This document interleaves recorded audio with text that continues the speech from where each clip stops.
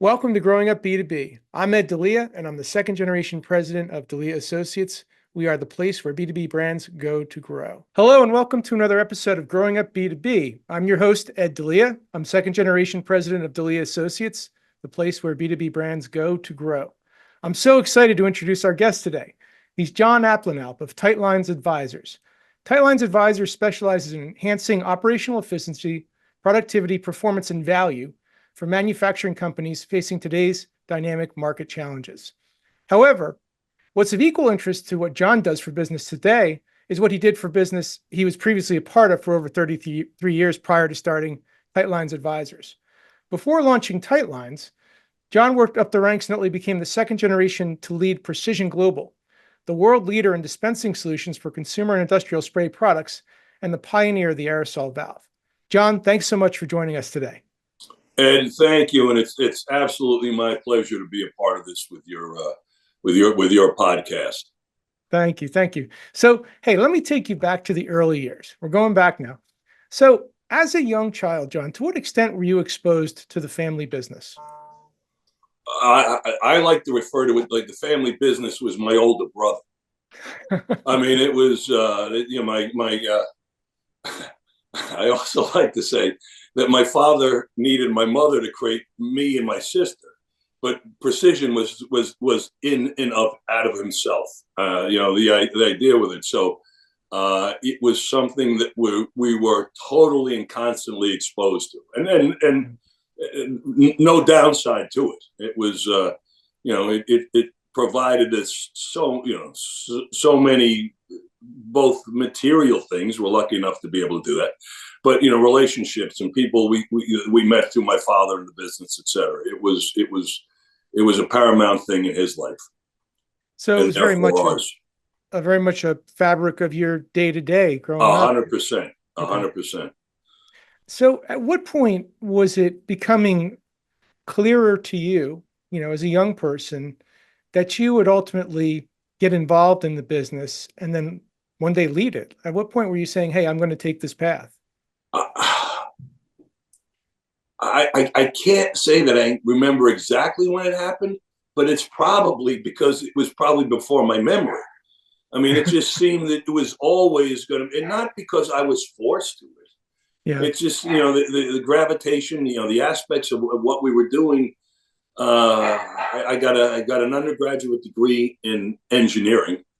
I got a graduate degree in finance. As I was going through that, all in somewhat preparation for doing this, but it just seemed I was gravitating to that type of stuff.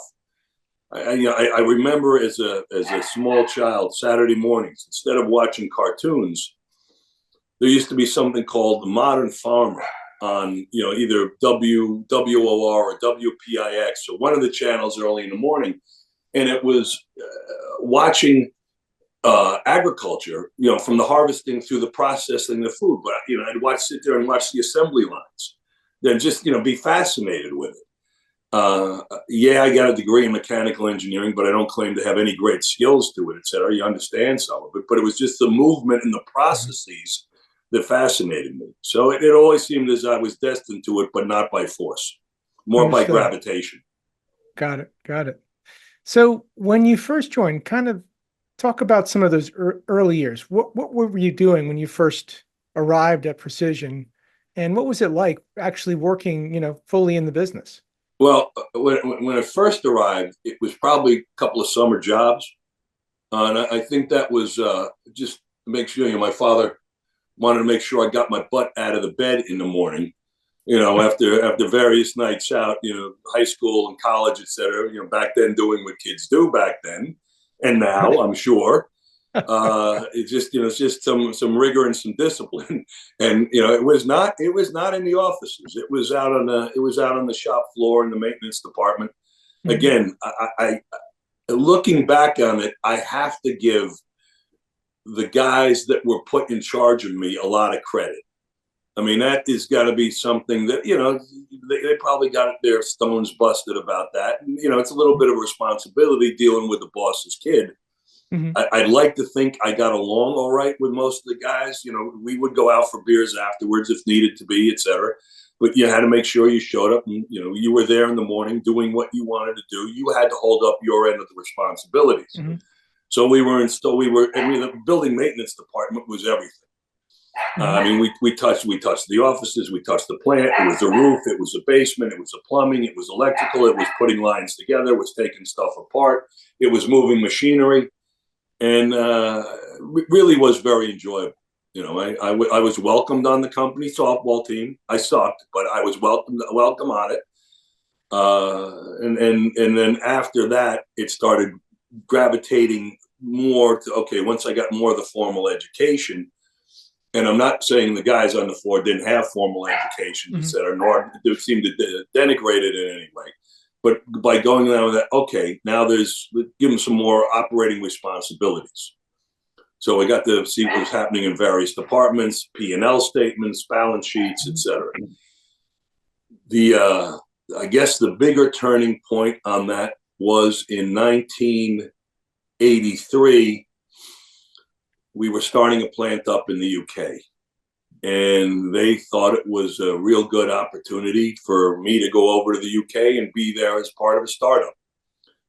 I did, and there were some great people there. The managing director was a gentleman named Chris Beard, who died a little less than a year ago, but very instrumental. I mean, again, he knew the task that was there. I probably didn't want to conform as much as everybody else did at that period of time, but they brought me on sales calls. They brought me to visit suppliers. We went to great opportunities.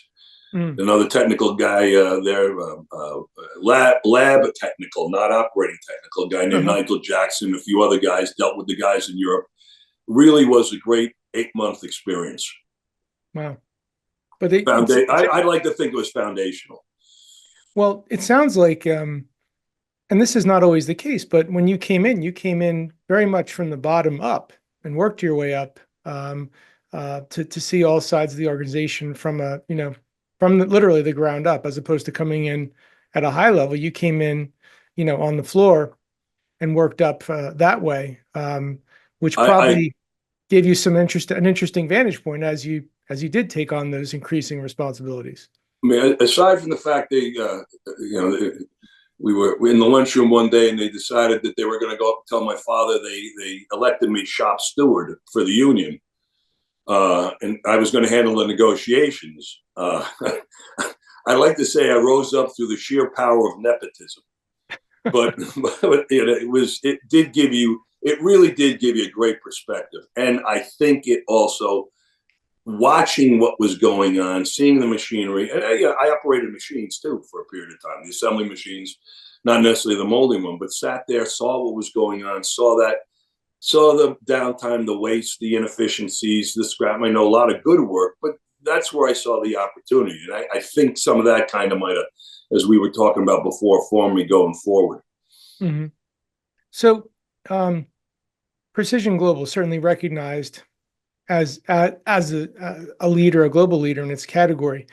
But if you take yourself back to when you first took on the top leadership role, the CEO role in the company, what were some of the big challenges that the company was facing as you made that transition? One of the things I thought that we needed to do more of, we were in the 1-inch aerosol valve. And I thought we should probably go back. And as I mentioned before, Ed, my father gave birth to that. I mean, I understand, he never wanted to say, he never created anything. God creates. But it was him that, I'm staring in my office right now, looking at his patent on the wall, which was, he received it on March 17th, St. Patty's Day, 1949. I can imagine the celebration. But that's what it was. It was wholly that.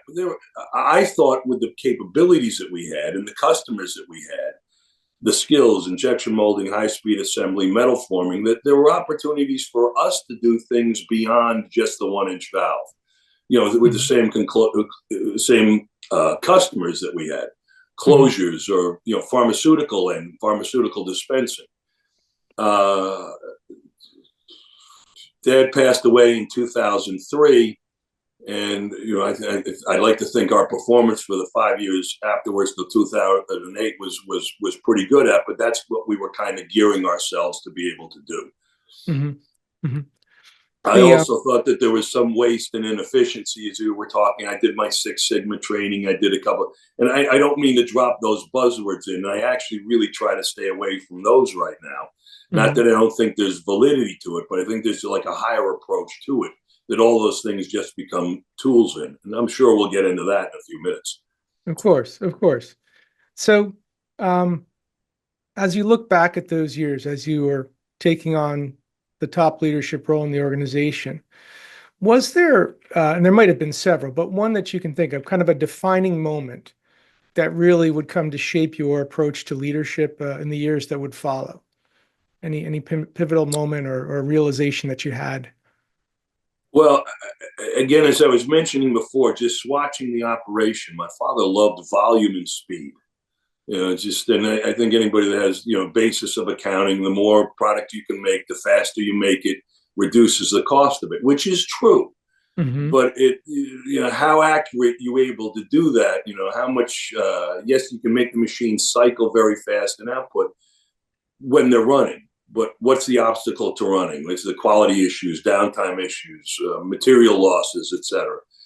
And it was one of the things that, I knew I was not going to be the mechanical genius that my father was in coming up and looking at a machine and say, well, if we tweak this part, if we do this, we move this around, we can change all this, this would fit, this how it rolls to the customer.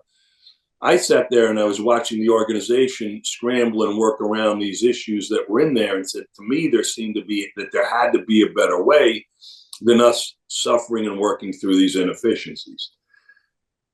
I don't know how I came across it, but I did pick up a book by W. Edwards Deming at one point, and quality, productivity, and sort of the cost of doing business, and it made sense to me. Now, it was not the way we operated. We operated sort of a hub and spoke. Everybody came into Dad. He was able to do his directions. This was more bottom up. How do we start putting this together, engage the organization, and start going after it? Mm. So I don't want to say there was a clash, but our philosophy is different a little. I mean, we might Hmm. not disagree at work, but we were both Jets and Met fans. We could go home, bury that down, watch a ball game, go through all that, enjoy Sunday dinner together when Sunday dinner was still a thing, Yeah, and move forward. But the approach during the week might have been a little different. understood, understood. So a great realization, and also a great segue to my next question. Um, so family businesses, have, by virtue of what they are, some unique challenges. So whether directly involved in one or in now your life's work now advising them, what are the biggest pitfalls you've seen when it comes to that balance of family and business? Where do they go astray? I'm sure it, where probably more else than any other family business goes, it's the family dynamics. Hmm. Uh, however that works and manifests itself, uh, I'm going to say necessarily by default, but because of the interest in the history, when Dad passed, I ended up becoming the president of the president of the company. Actually, I was the president of the company before he passed. He Hmm. wanted me to be president before I was 40. Not that it changed anything I could do. I still had to get in there, get on bended knee in front of him, and I kid about that. He was not that way at all. Sweet old cuddly Bob, as he was referred to. But in deference to him, I wasn't going out and changing a lot of what was going on. And as he passed, and just to give you my story with it, I had a sister that operates different, and a brother-in-law that operates different. And it's not, I'm not faulting them. It's a different approach. And they probably had a lot of issues and concerns with what I did. So after Dad passed, they decided they wanted out. And so we went through the value, the family aspect of it, with the banks, go through the valuation and allocation of assets, determine what's that, move assets, borrow money as we're going forward, gets it to them, et cetera. And, everybody goes on their way. If I could go back to it, I would think that when you put a board together in a family business, they should have equal representation, but with agreed skills. I mean, you want somebody that has a history and might be an expert that has worked with family organizations before, that both parties can agree to. Someone with a financial background, both parties agree to. What other key aspects of it are, I would recommend that at least get agreement on what the skills are, and then you can all determine who your appropriate advisors will be. But find guys you can trust.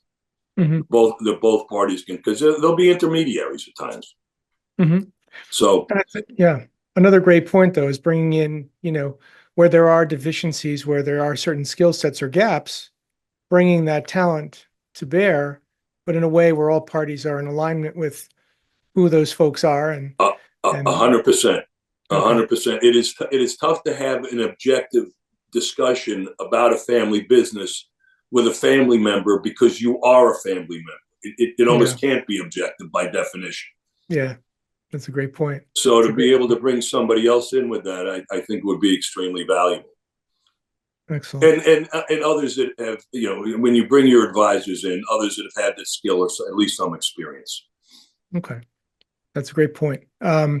So, my journey was probably not unlike yours, John, where I just kind of grew up around the business, and through osmosis, you just start to pick things up, and it becomes, much like you said, like another family member. Truthfully, I think you've said it very well. A lot of our listeners, though, are people like maybe where you and I were, in our 20s, at the front end, of that journey. So for somebody that's there, what might be a piece of advice you'd give to like the next generation who's about to step into either the family business or into a leadership role in the family business? What might you impart to them? I would patience as you come in. You're probably going to want to change a lot of things. Take a step back, walk through it, follow the process or whatever the issue is. Follow that issue you want to change upstream and downstream. See what's in there. A little bit of empathy as you're going through it, so you can understand the people that are doing it, what you want to change, and not necessarily that they're going to be affected downstream. And I understand you might have to go through headcount reductions, and there's ways to do that too. But and listen and communicate well. Be clear in what you're thinking is. Give them your reasoning, and be open to dialogue on that when you're going through it. Take a deep breath. Every morning it's going to be a new challenge. Put your feet on the floor, rise up and go through it, but try to calm yourself. Stuff's going to hit you.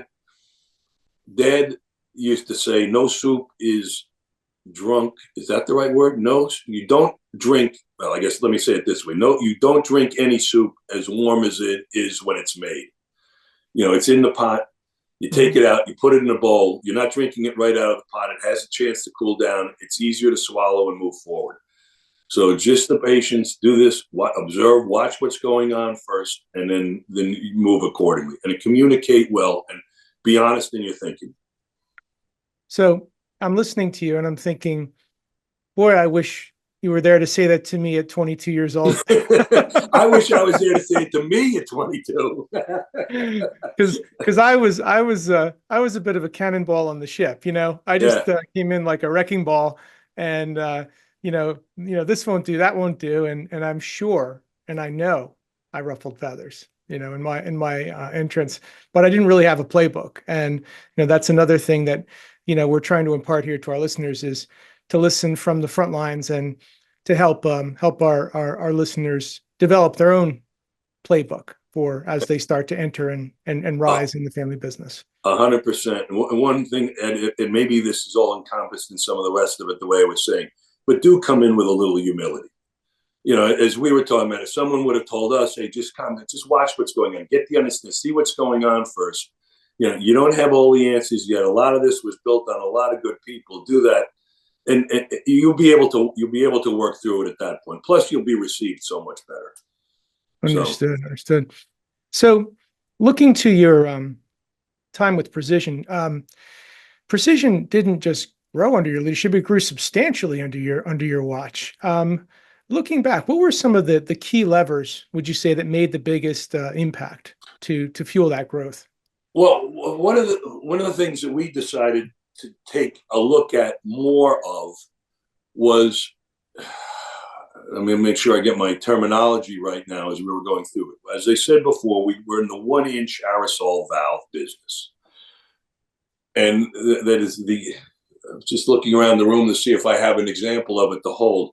But it's on the top of any can. It is the mechanism that opens and closes the can. Now, most people think a lot of, the guys that make the push button on the top. Well, yeah, kind of. It's more the valving mechanism on the inside. But one of the things we decided to do was get into the overcap or the actuator business also, along with what we're doing. The aerosol valve, the technology or the way it was done stayed a lot of the same through 1949, as I was talking about, similar to now. But when it got to packaging and the look of the can, the actuators would change on a 2 to 3 year basis. The molds were expensive, but by being able to do that and doing it well, you could attract a lot of the major multinationals and a lot of the smaller players that was in there that were also in the marketplace. So you got the revenue for that overcap, the actuator itself. You would get it for the valve. If you got good at it, they would look at you for more things. And then you were able to sell that and differentiate yourself, or at least get on the same playing field with some of the other players. I like to think that some of the focus we did on improving processes helped with external failure rates and some of the rest of it that we were going through, which put ourselves in better stead with our customers to become a bit more reliable. But you're right. In the 5 years between when my father passed and 2008, it was an apple, but I was quite proud of what the organization was able to achieve. Absolutely, absolutely. So, looking back, what's a lesson maybe you learned the hard way about scaling a manufacturing business? What was something that showed up that was maybe a hard lesson, like, oh, that one hurt? Yeah, well, I mean, the hardest lesson was what we as we talked about before, we borrowed some of the monies as we were going through it. It was a pretty good chunk. Some of the banks in New York, and what we were doing as well. There's two lessons. Let me go through this first one first. We were expanding some operations. Our historical home was Yonkers, New York. Not necessarily a manufacturing hotbed, although it probably was years ago, right outside of New York City. We had a plant in South Carolina, and the skills necessary. We had great people there, but it was dwindling. The workforce to try to find somebody in manufacturing in Westchester County or in Westchester County environs was pretty tough. We had a place in Greenville, South Carolina. So we were moving the manufacturing operations there, and we were doing the same thing with plants in Europe. We had plants in Italy, Germany, France, UK. And as the borders dropped, the border issues were not the same. So we could go, more central. So as we were doing that, we were investing in the building and not paying the loans back. Well, we were doing the interest on the loans, but we said, we're going to do this. We had big box stores come look at our Yonkers facility, gave a huge chunk in what they were talking about, which would go a long way to paying that down. But unfortunately, that didn't happen. The events of 2008 and 2009 happened at that point.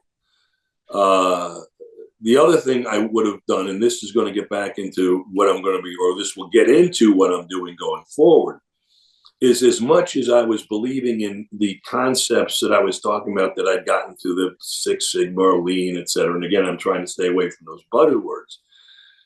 But what happened was we started looking at whole overall processes and looking at the obstacles to productivity. To me, productivity, bar none, is the biggest issue and could be the biggest benefit to any single company in any country, U.S. included.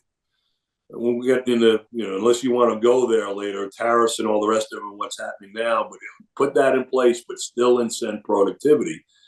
because that's important. But I didn't get the full realization of that until after the events of 2008. Mm-hmm. So as you look to your work now as under Tight Lines Advisors, advising other companies and guiding other companies, and in a today's rather competitive landscape, what do you see as the biggest opportunities and threats for manufacturers today?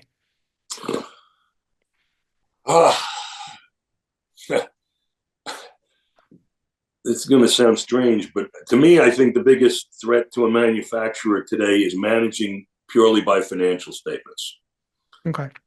Because that is the result of all the inefficiencies and a compilation of stuff that's coming up. I think you need information that gives you a real good pulse of what's happening in the plant, how efficient your lines are running, how efficient your overall plant is running, how much are you losing in the way of qualitative issues. And I don't mean just by the cost of that, but I mean associated downtimes, restarts, material losses as you're going through it. To me, the single biggest driver of improving a gross margin and enhancing your competitive position is to work through and get all the obstacles, engage the organization to get the obstacles in an organized fashion, is getting the obstacles to productivity out of the way.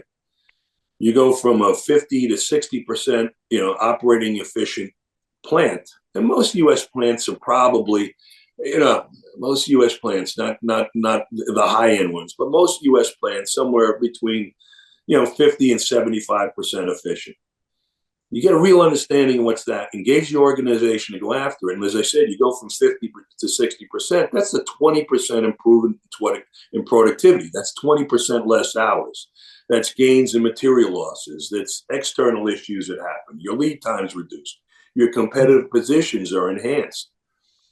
So by doing that, but you have to realize, again, you sit in that corner office. You don't have all the answers to this. They're out there in the organization. The organization is doing the workarounds to it. Get them engaged, organize it properly, and go. We had a great demonstration of that in 2013 and 2014 at our South Carolina plant after the issues of 2008, 2009. And if I can share it with your audience, what happened was we went from about 350 million in sales down to about 290 million. We started at around 250 when my father passed, brought it up from that. But that $60 million loss damn near killed us. I mean, it would have had we not had some other, private equity join us. Their view is a little bit different, but we had the chance to go down and work on the productivity in the plant. And it was a phenomenal experience. And the most phenomenal part was watching the engagement of the employees. They got nothing out of this at the time, but to watch them strive, go after, collaboratively work together to eliminate this, I couldn't be more proud of an organization than what I saw them be able to do. Phenomenal group of people. Awesome. And that was something, if I'm not mistaken, was something of the catalyst that, or the spark maybe that brought, would come to bring Tight Lines Advisors to life. And at that point, your audience might know, you put it in the hands of private equity. They're going to have it for a while. They're going to prop it up, do what they need to do, make the financial statements look better, and then pass it on to somebody else. So in 2015, when the company was ultimately sold, at that point, this I guess is a good news. Maybe a phoenix rising out of the ashes type of thing. The story of podcast. But I still want the happy ending at some point with it, which we're working on. We're going to figure that one out too. But to be able to come back out, I keep sitting there. If you don't mind me speaking about myself in third person, I'm going, what the hell's John Abplanalp going to do now? And I said, well, that really worked. And that really made sense. And they really liked it. We really demonstrated we could do it. Just a bunch of financial types that didn't get fully what was going on. And the fact, the way the company had to be positioned to be sold by those type of companies, you couldn't bring and tell them they were doing this because someone would come in and say, well, why aren't you doing it now? And then you say, well, leadership doesn't want to do it. And you couldn't sell it that way. So we had to be a bit stifled. But the opportunity is there. And it usually goes for any organization. And that's what I believe. And that's how we started Tight Lines. Mm-hmm. And right now, given the current, I'll just say, political economic climate, I think, U.S. manufacturing, they may or may not want to listen to your story about productivity or the lessons learned, but I think they kind of have to. I don't know if they have a choice to be competitive. Just to get on a soapbox for a second with it, you and I are talking on a day where the market's down about 1,000 points. Yeah. NASDAQ even more so, I think, as they're going through it. And I understand the turbulence. I get some of the reasons why some of the tariffs were put in place as negotiating for other things, not necessarily economic, but the back and forth that they're going through. My issue on competitive pricing tariffs, not necessarily negotiating ones for other things. And the fact that there is a push to onshore, I'm 100% all for that. I think you should have operations in local markets, but I am against the Bedouin management philosophy where you're relocating or offshoring from the United States, just go chase cheap labor. World Trade Organization, China, and all the rest of it. That sucking sound was everything going there, but now we're starting to see it come back. But you're going from a low cost area, low labor cost area, to a high labor cost area. Along with the fact that tariffs are put in now to at least to me, to help level the playing field, in that it's coming in at previously at a lower cost, so U.S. manufacturers can compete. All right, well, that just allows you to do that. Why don't you try to accelerate and get beyond that? Get your productivity, not just new equipment, way we were talking about before, and bring your cost down, bring your competitive position better, quality, external failure rate, lead times, on-time delivery, ceasing dependence on inventory. That's all there for you to have, and enhance your position. I think sometimes a tariff is an excuse for operations to okay, a little bit laissez-faire. Okay, we're good now. The other part is to get us out of the debt position that we're in. We've got to become a net exporter again. No one have to do it all this tariff. No one's going to come to us because they like us. The product has to demonstrate that it performs value-wise greater than something else. I believe that's the way to do it. There's a man much wiser than me. I think you've heard me use this quote before, a guy named William E. Simon, that said productivity and the growth of productivity should be the first two economic considerations at all times. It is through those two things that innovation, jobs, and wealth are created. And I believe that. So, understood. Great point. Anyway. Great point.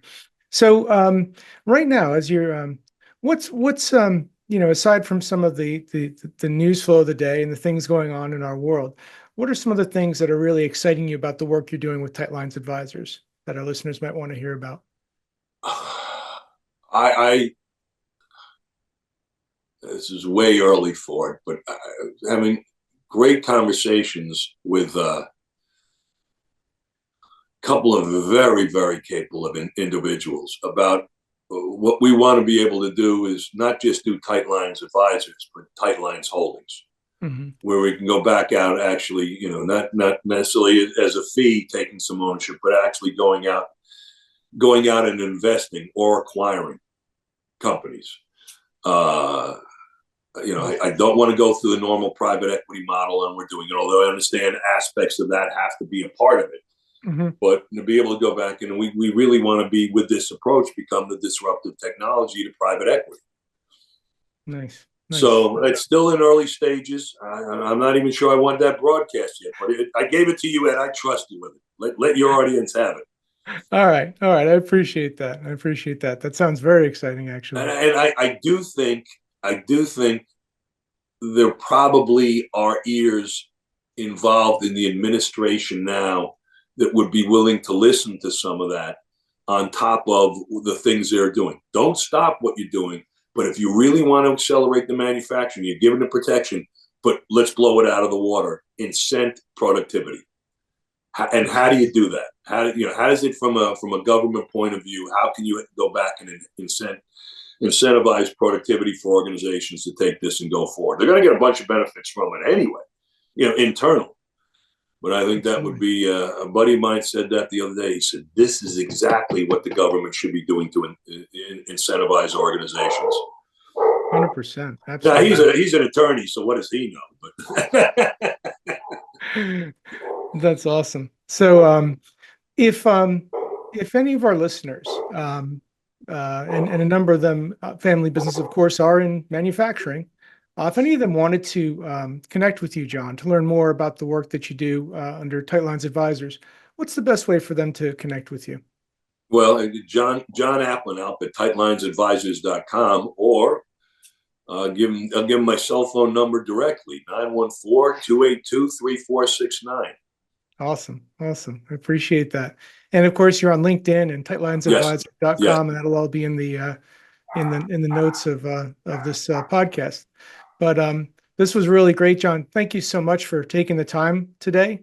Again, to our listeners, I've been speaking with John Abplanalp of Tight Lines Advisors, and previously the CEO of Precision Global. And again, I'm your host, Ed Delia. Thank you so much for joining us today. It was my pleasure, Ed. Thank you. Thank you, John. Take care. Hey, thanks so much for tuning into Growing Up B2B. To explore more episodes and insights, visit podcast.delianet.com. And if you've enjoyed this episode, please give us a rating or review on your podcast platform of choice. Having worked with hundreds of family-led businesses across my career, and being a second-generation leader myself, I'm on a mission to help every family business I meet achieve next-level growth for their organization. So feel free also to connect with me on LinkedIn, and let's support each other. You can also find out more about my company at delianet.com. Again, I'm your host, Ed Delia, and thanks so much for joining us today. Take care.